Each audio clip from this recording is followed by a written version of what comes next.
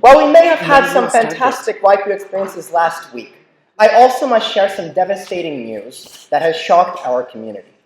The former Secretary-Treasurer of the Party of the Right, sometime President of the Yale Political Union, and Party of the Left co-founder, Mr. Gudar Silas Mason Preston Murashkar Kulkarni, passed away last week.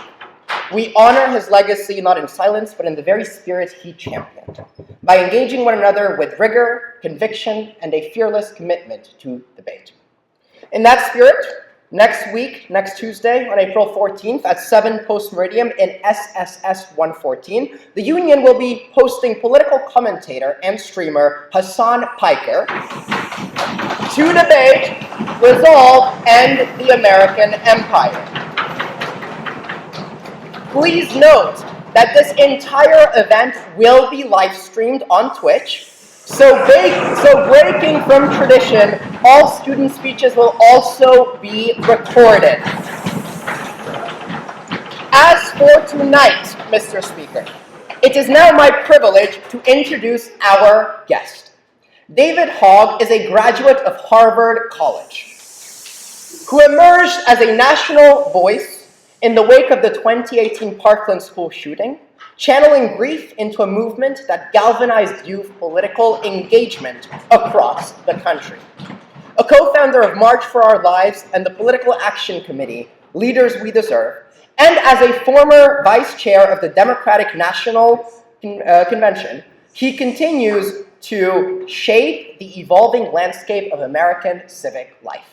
It is also worthy to note that Mr. Hogg is the Union's first ever Gen Z guest.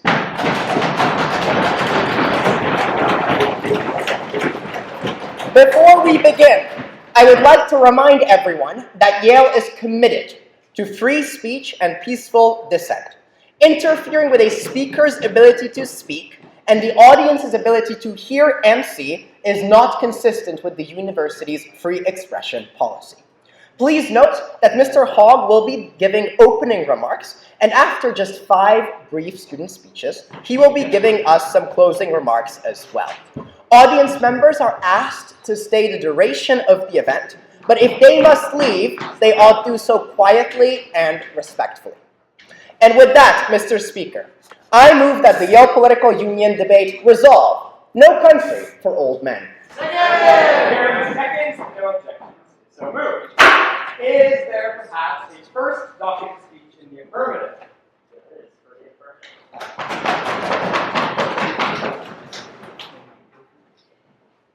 Wow.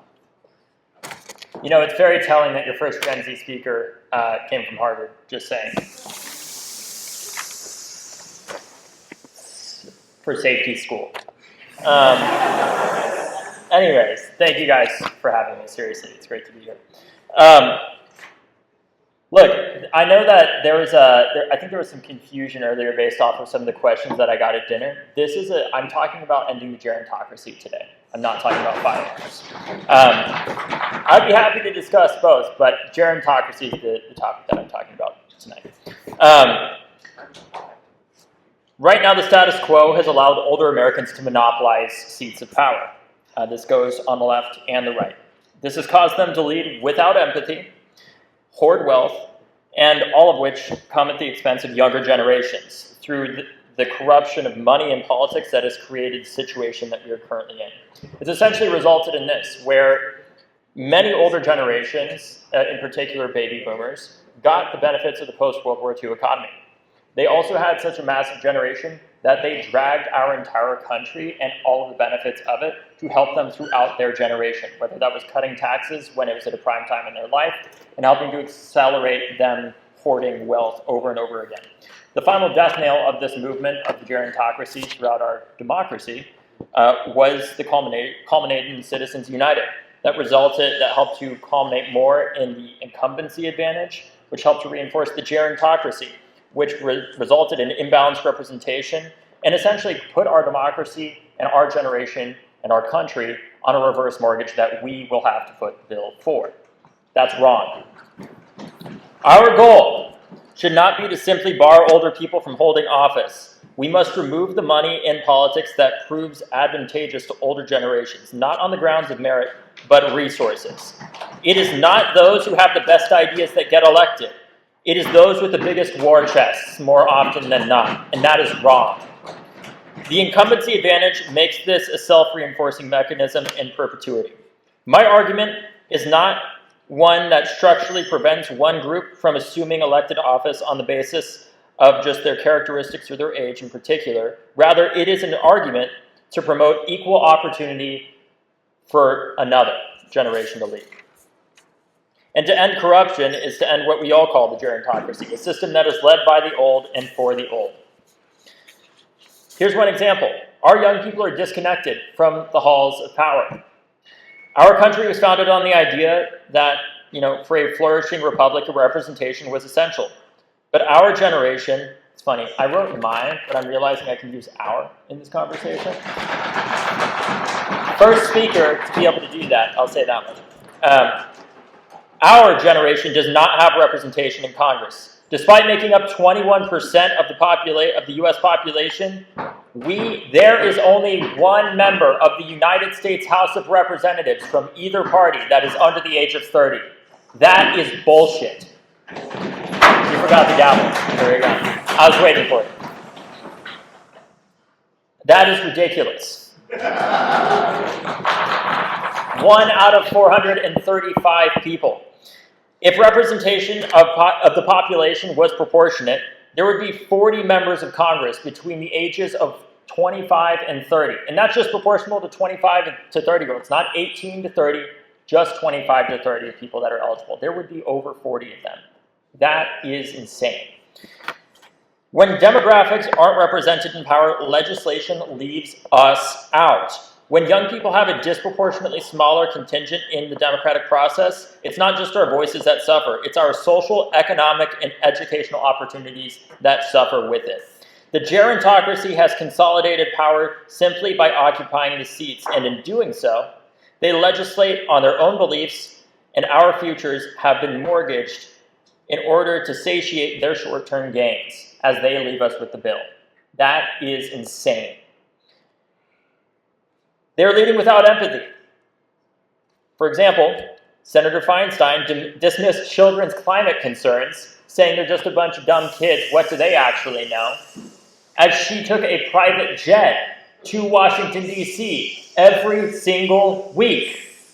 That is ridiculous. She also died in office. That is insane, and I'm thankful. I will say this much. I am thankful for her leadership, but with leadership comes responsibility. And that's not just a left or right thing. We need people who are not dying in power, and that should not be a controversial statement. For another great example is at a protest last year, Congressman Stephen Lynch, just a couple hours from here in Massachusetts, a constituent demanded that he do more to fight back against Donald Trump at a protest. And his response to this constituent wasn't to say, I hear you, I understand you, I'm going to talk with you. It was to say, I'm the member of Congress. I get to make this decision, not you, me. If you want to be a member of Congress, you run. By the way, the Leaders We Deserve is happy to answer that call, and we are running somebody against him. But that points to the sense of entitlement that they have, that they genuinely think that they're the best people to do this forever in perpetuity. And we've also seen We've also seen another member of Congress, a different Steve this time, Steve Cohen in Tennessee. He compared his challenge by a young man, Justin J. Pearson, a state representative, challenging him in the Democratic primary, to Pearl Harbor. We should not have representatives that are making comparisons to Pearl Harbor, frankly, because they probably remember it. That is ridiculous. On top of that, the entitlement that these members of Congress have, claiming that their experience serves as an uncritical justification for their perpetual incumbencies, is ridiculous. Tenure is not merit. Entitlement is not equity. Entitlement is antithetical to what the forefathers had in mind. Entitlement is what King George III used to justify his rules. And in America, we don't have kings. At least we shouldn't. based off of age. Another example is how when we were in the midst of the Cold War, many of JFK's chiefs of staff, another great Harvard alumni, were in the midst of the Cuban Missile Crisis, they were urging him to strike Cuba first, to do a first strike. Many of these chiefs of staff were in their 60s, in their later 60s. But JFK, having the experience of having been a war hero in World War II, knew the cost of what it would mean if we were to strike first in Cuba and resisted them. It's hard to say, had he not had that experience at that young age, that he would have done that. On top of that, we see massive amounts of wealth hoarding, and it's not just by the wealthiest Americans of the top 1%, it's also of the oldest Americans that are massively hoarding their wealth. The ramifications of a gerontocracy aren't limited to political power. It translates to economic hardship for the young. One example of this is a quote. I'm gonna let you guess who said this. Quote, it's a current elected official in the United States. I don't want to drive housing prices down. I want to drive housing prices up for people who own homes. The President of the United States said that. That is keeping all of us in this room out of home ownership, inherently.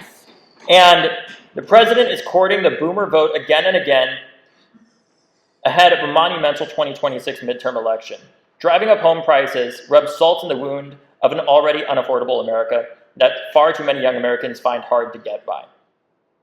Essentially admitting that home ownership is out of the question for young adults. It erases a cornerstone of the piece of building the American dream. Gone are the days of going to school, working hard, and getting a house and raising kids. Now the question is whether or not we'll be able to even pay off our student debt or whether or not we can afford a dog. That's ridiculous.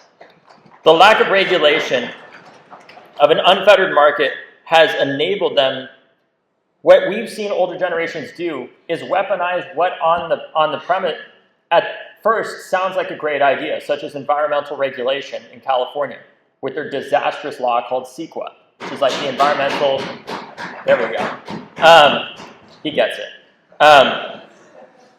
Where boomers have effectively weaponized the cause of environmentalism to actually make one of the worst environmental causes of environmental destruction far worse in this country, which is that in California, over the past 20, 30 years since they passed CEQA, they have made it largely impossible to build large multi-unit housing complexes under the guise of protecting the environment. And what this has caused is for housing prices in California to skyrocket, and it's actually personal to me. It's the whole reason why I ended up in Florida in the first place. This argument is not just one of what I believe in and what I think is good for our democracy, it's what I know the consequences of. The whole reason why I ended up in Parkland, Florida in the first place, it arguably is because of our gerontocracy. And the reason for that is because I had to move out there when my family couldn't afford to pay their mortgage anymore on their house in California when my dad was diagnosed in his early 40s with early onset Parkinson's disease. And because of our ageist system of government that doesn't provide universal health care, except for the oldest Americans and those that are basically broke, my family had to decide between my father having health care or us being able to live in California anymore. The result was us having to move out to Florida in the first place, only for me to go through a school shooting out there. And that is the consequence of how myopic our leaders have become, ironically, given how old they are. They have continued to put their short-term interests over and over and over again on a 2-year time horizon instead of people who actually that are going to live to see the consequences of the policies they're making. I think it's pretty indefensible to say that AI, for example, is one of the largest threats to our society today. While we have members of Congress who are asking if TikTok connects to the internet, right? That's pretty ridiculous. The solution here is that ultimately we need to get rid of the gerontocracy in this country, but we do not need to do it by solely focusing on the old. There are plenty of dumb, corruptible young people that belong nowhere near power at all. Many of them go to Yale.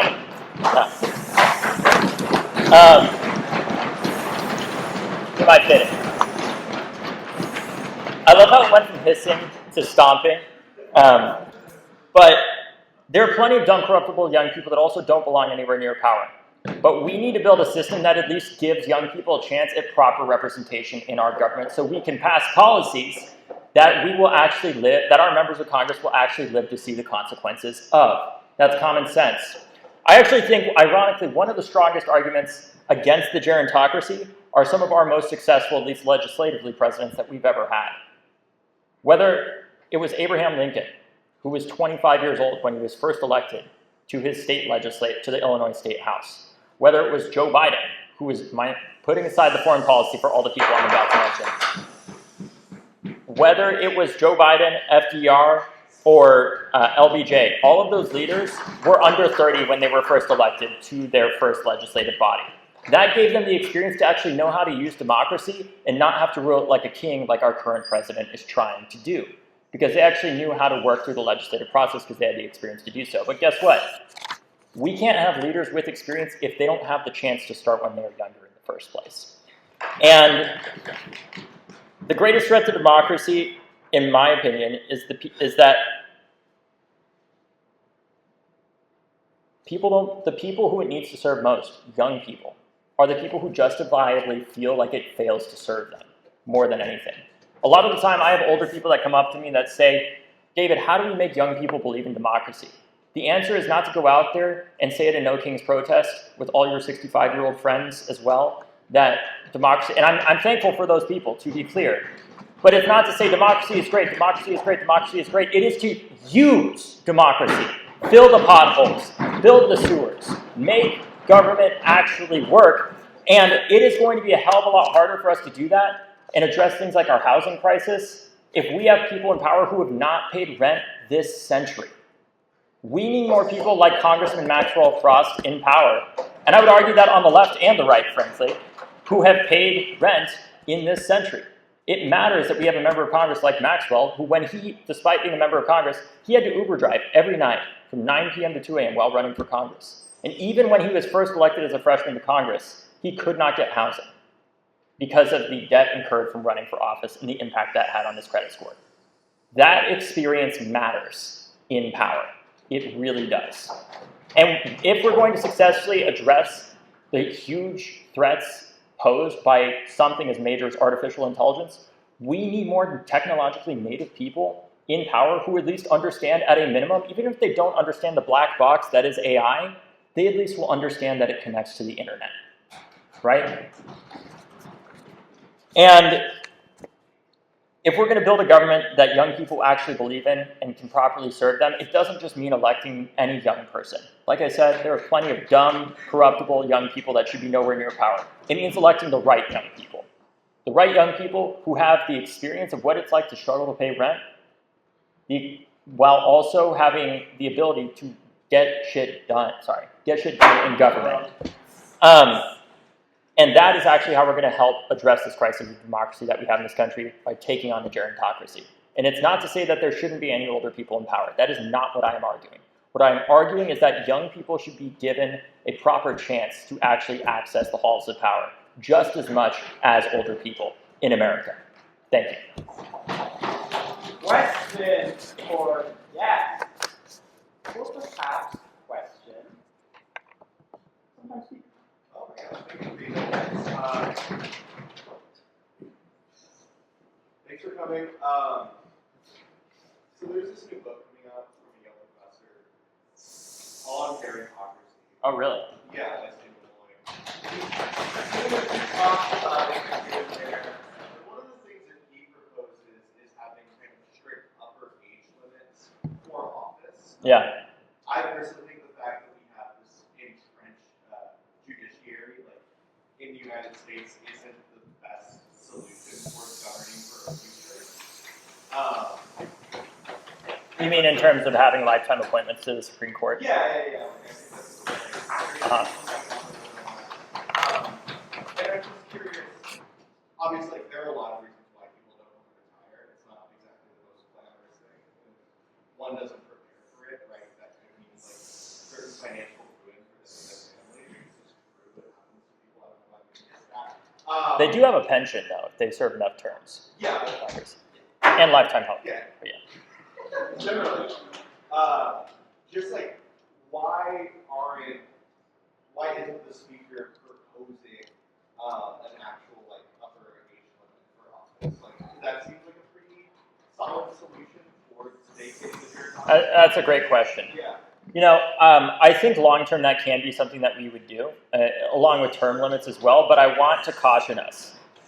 I believe that something like term limits or an upper age limit, is an appealing solution right now that, if implemented, could actually make this system of corruption a hell of a lot worse. And I know that's going to be an unpopular take, but let me explain. I can tell you right now, as somebody who my entire job is largely dictated by challenging incumbents, it is hard to defeat an incumbent. The person challenging them really, the incumbent has to have really messed up bad to be able to actually be vulnerable. But I will tell you, if for example, right now, we had it where, let's say, just with term limits, that theoretically 25% of Congress was up for, was an open seat because the person was turned out. I will tell you, you know who would determine who gets elected to those positions far more than anything? It would be groups like APAC. It would be groups like the cryptocurrency industry. It would be groups like the AI industry. And in an environment, and I think in the Democratic Party, on both sides of the aisle, our leaders have to do a better job of pushing back against sloppyism, of dumb policies in the short term that could have real detrimental consequences for our democracy. Do I think we need more young people in government? Yes, but we need more people in government who are not younger versions of the same corrupt people that are there right now. That includes some Democrats. We need people in government who are there to properly represent their constituents. And that's why, the work that we do at Leaders We Deserve, our candidates are not taking corporate PAC money in the first place. And that puts them at a disadvantage on top of being young at the same time. But it's important for us that even if our win rate theoretically is lower because of that those wins are more meaningful because they actually can properly represent their constituents.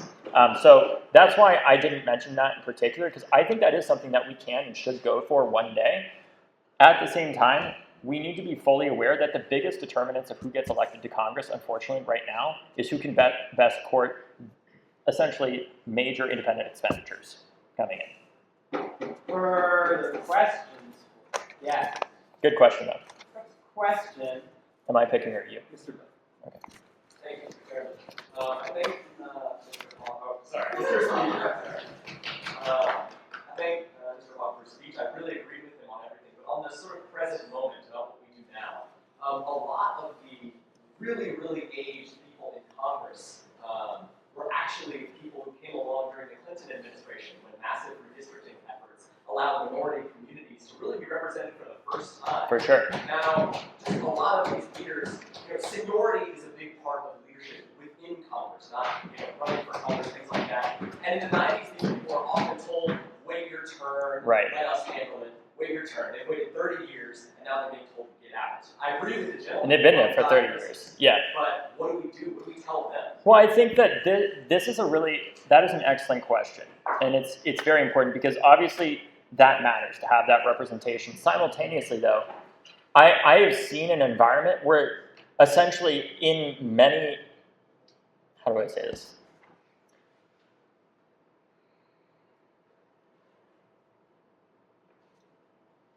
Totally hear what you're saying.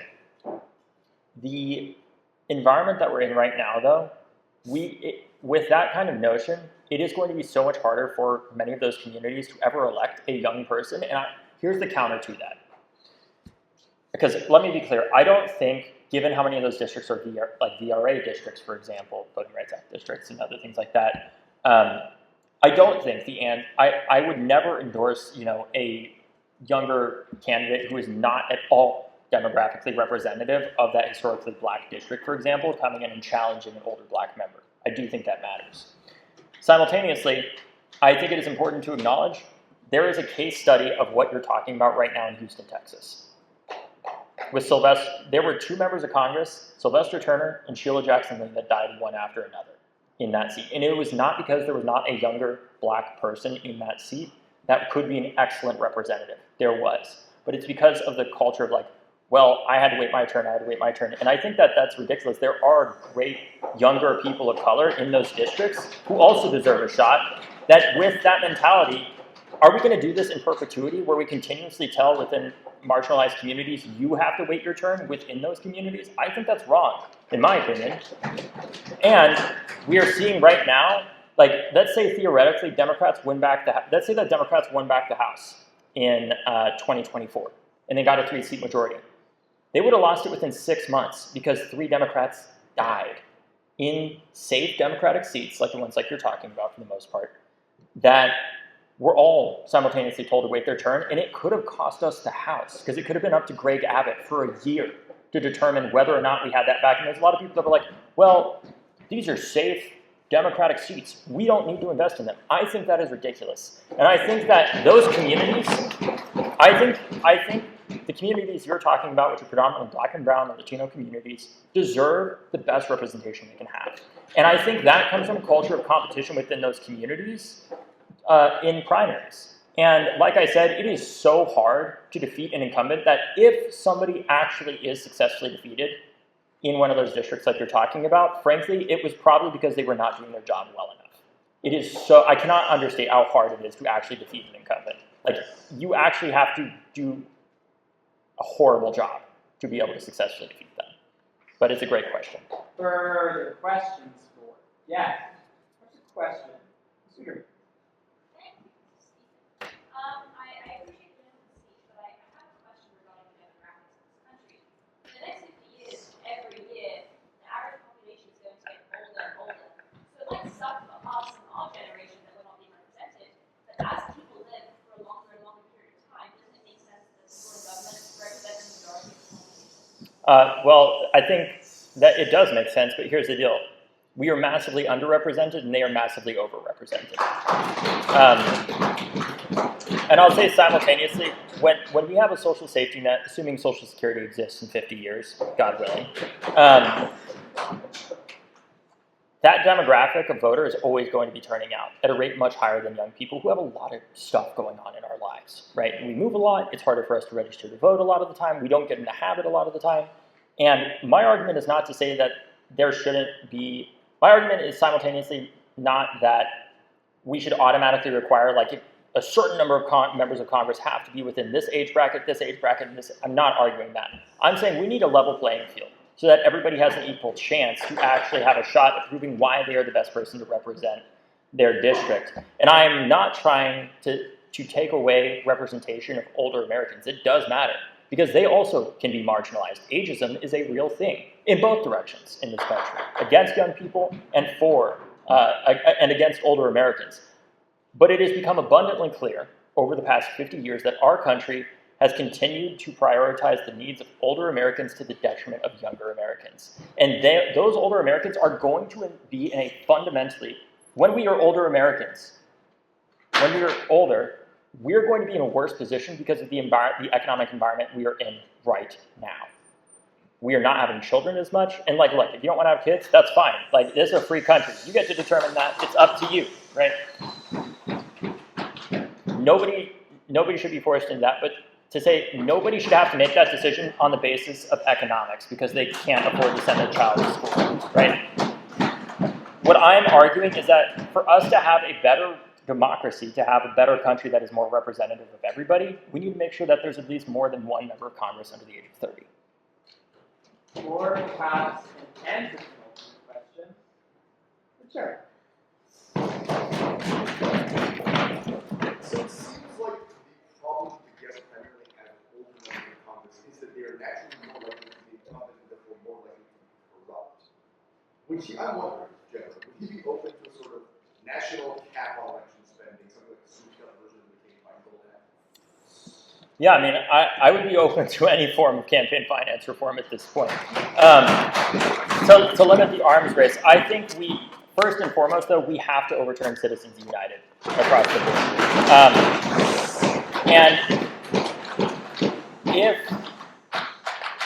Because here's the thing that I think is ridiculous that happens. The fact that corporations and other special interest groups can go and spend money in support of a candidate, but that candidate's able to be like, well, I didn't ask for it, is ridiculous. I think here's a hot take. I'm trying to think if I want to say this campaign finance hot take or not. All right. We need to overturn Citizens United, but if that does not happen, there is something that I'm going to tell you guys should happen that is not going to be very popular. That is a reason you can tell I am probably never going to run for Congress in that I'm saying this right now. It is that I believe either we need to overturn Citizens United or we need to change our laws to say independent expenditures are not legal. You can only, if you're going to help support a candidate as a corporation, you have to give all of that money directly to that candidate. Does that make sense? So that the candidate can't go out there and say, well, I didn't take that money from the AI industry. They spent it in support of me. Because what's happening right now through their independent expenditures is that candidate is not getting money directly to them. I want to create an environment where that candidate has to own, yeah, I took X million of dollars from Anthropic or OpenAI or whatever other dumb super corporation with a butthole-looking logo comes along next, right? I would prefer that we overturn Citizens United, but in that environment, I don't want us to have a world where politicians are able to credibly say, well, I didn't ask for this money, it wasn't spent on me. I want them to own, yes, I took that money in the first place, because voters deserve to know that. Or perhaps the ultimate question, everybody. Thank you for your results. I appreciate you being here, Mr. Hogg. Well, it may be the case that there's only one member of the United States Congress that's on the 830. It's very much not the case that there are not politics on the 830, especially from Yale. They find themselves in political think tanks and consulting groups. I think this is I have another hot take for you, but continue. Mr. Hogg's impression of like the decision matrix of people coming from institutions like this to enter those kinds of fields instead of like direct representation, and what is necessary upon the progressive in this country to change the way that things look in our government. You know, one has to ask themselves how many students come in here as like working in, dolphin orphanages and then leave working for Goldman Sachs.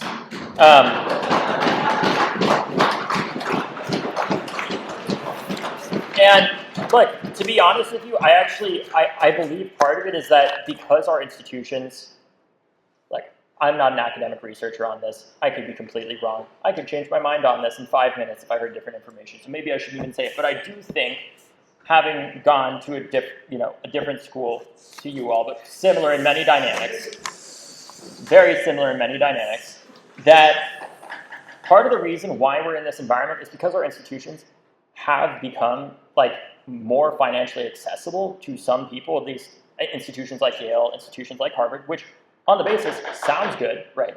And I would argue it is good, but here's the deal.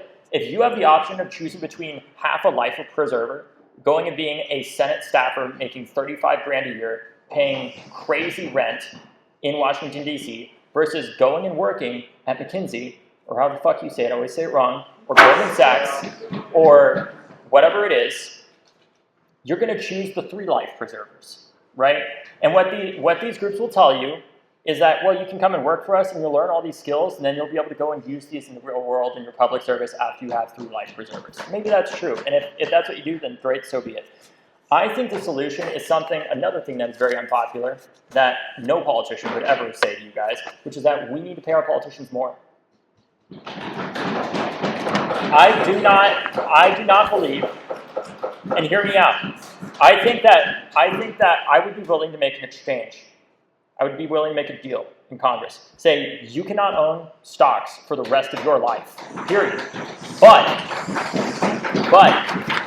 if you were elected, if you have the honor of doing the work of getting elected to be one of the 535 representatives and senators that we have, we will ensure that you are taken care of for life. We're not going to make you ridiculously wealthy, but we will ensure that there is the reason why you leave this job should never be because you want to go and make because you genuinely can't afford to pay for the 2 homes that you have, for example, between DC and your home base. And I know that sounds controversial, but this especially applies to state legislatures.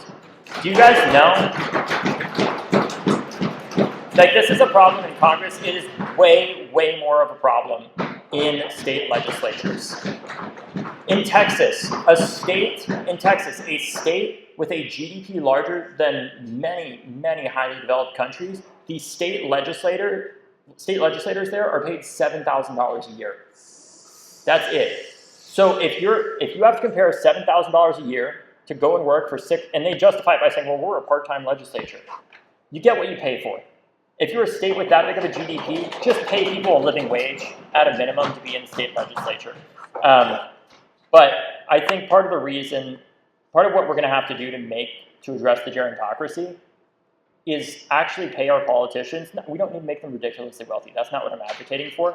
But at least make it cost competitive to some of the offers that you guys are getting from McKinsey or Goldman Sachs or whatever it is, so that the best and brightest minds in our country, the final thing I'll say on this, public service should not be a sacrifice. Or perhaps a brief final question. So Thank you, Mr. Speaker.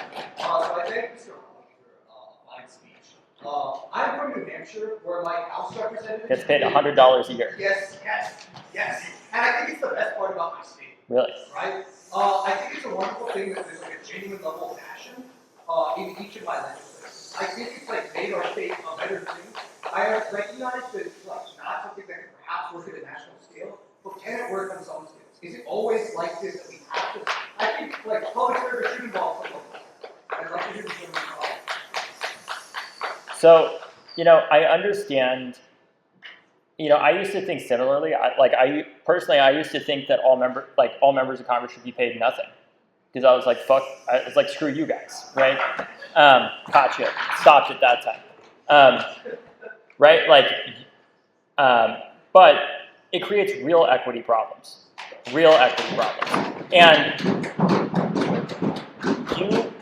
you get what you pay for in America. That goes to the public sector too. And it's not to say, now you have a bigger problem in New Hampshire in that it's actually constitutionally mandated that you guys are paid $100 a year. That's a bigger problem. But I will say, I'm pretty sure when they made that amendment, $100 was a lot different back then. And for those of you that have never looked into the New Hampshire state legislature, fascinating legislative body, like ridiculously, how many seats is it? Like 500? 400. So each one of these races is actually not really determined by money so much as it is door knocking and like vibes, essentially. It creates a total nightmare for the caucus to like whip all the votes together and everything like that. But I still don't think that is a reason to not pay people a living wage. If we want people to be making the best decisions possible for their states, if we want the best representative democracy possible, with as little influence, and I want to be really clear about something. There are times where I don't think corporations should have any financial influence in our politics at all, period. But I will say that simultaneously, I'm not saying that they can't go and talk to legislators at all, that businesses can't go and talk to them. I know that sounds like a right-wing take probably, but what I'm saying is that sometimes something like deregulation of the airline industry is a good thing. There is a reason why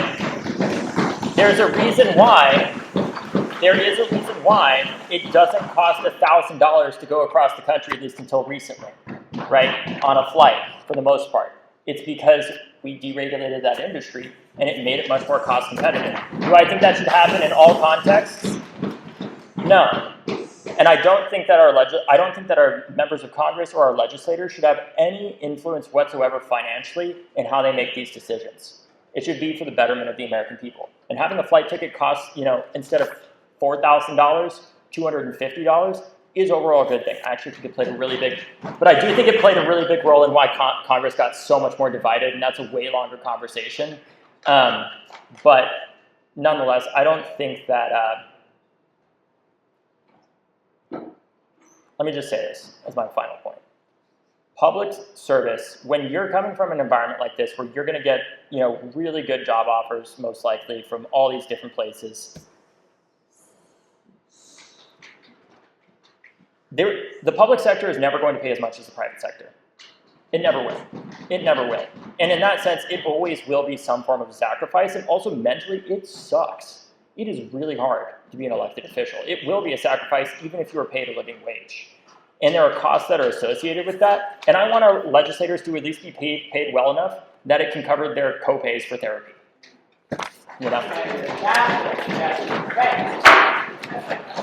Is there perhaps a first block?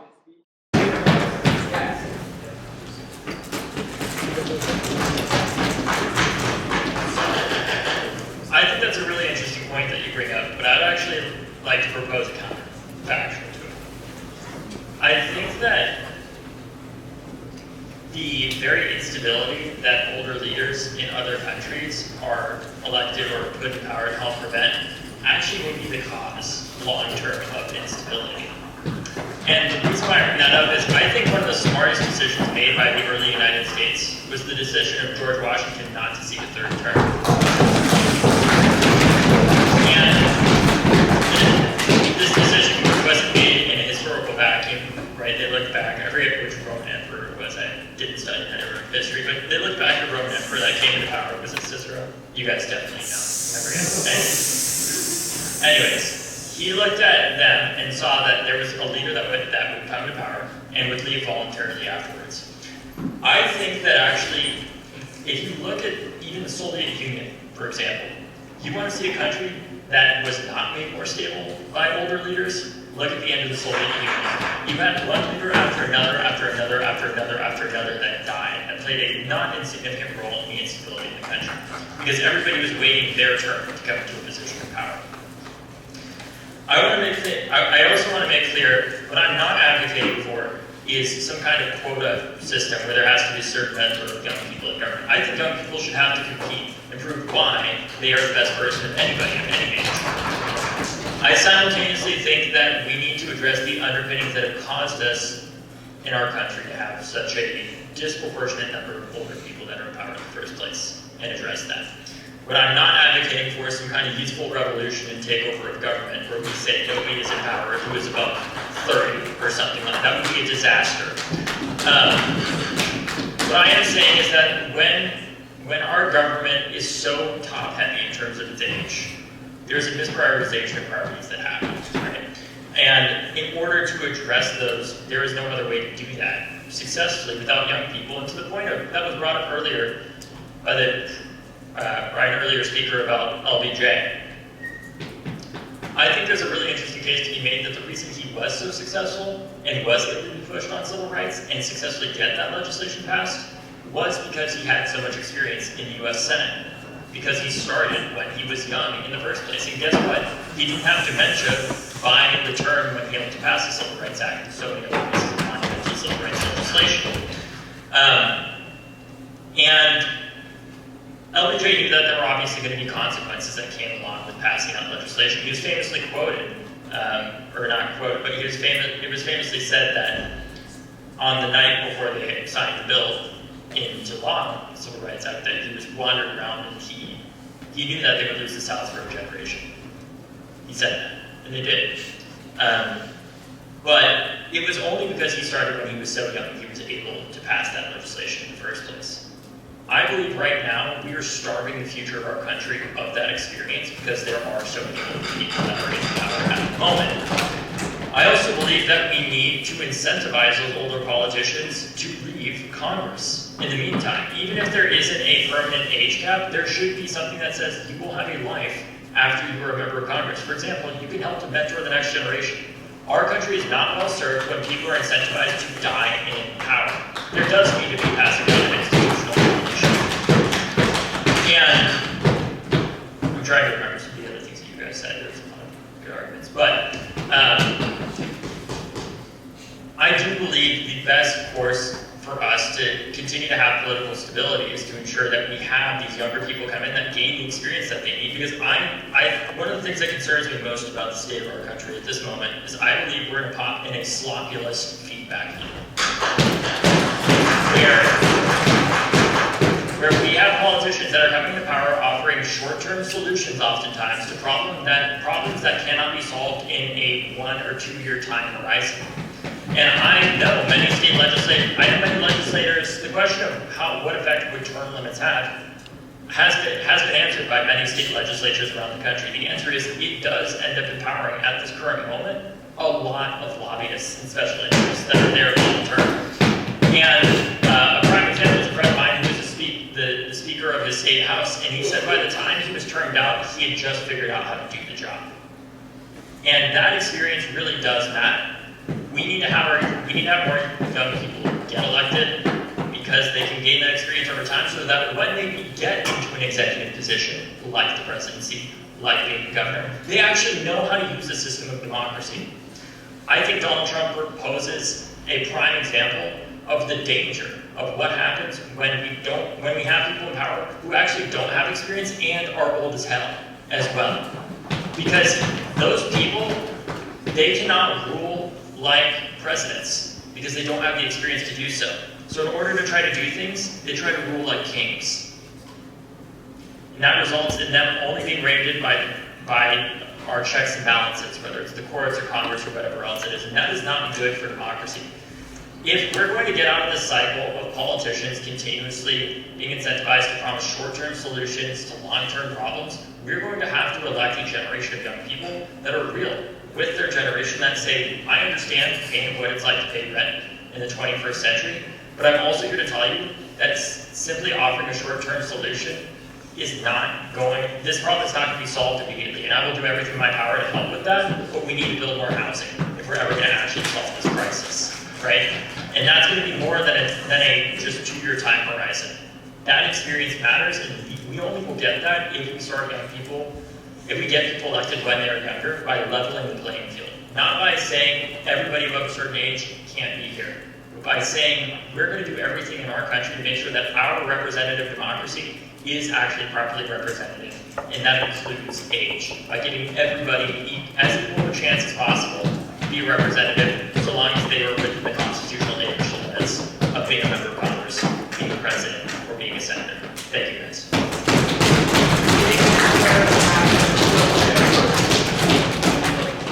Motion. I just think yes.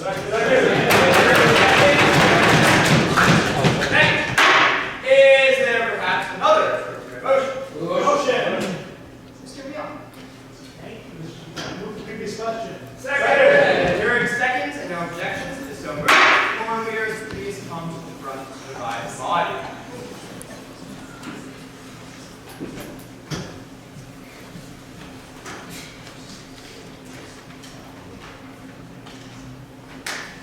All those in the affirmative of the resolution, resolved, no country for old men. Please raise your hand and raise it high.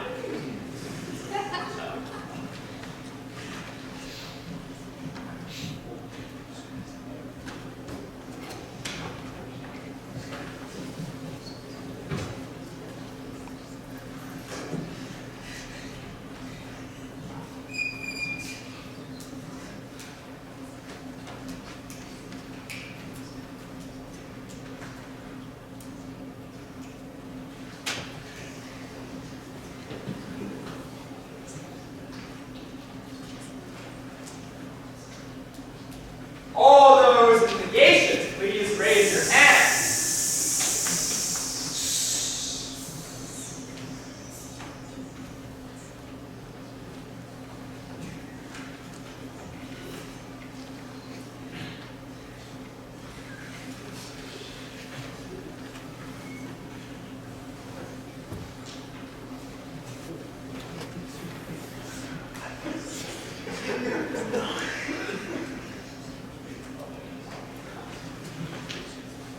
All those abstaining.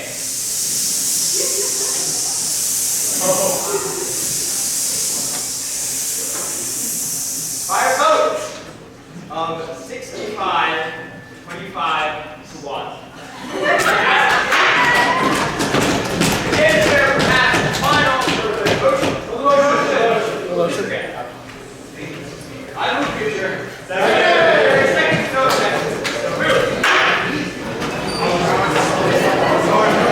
bring the poster. Oh, hi.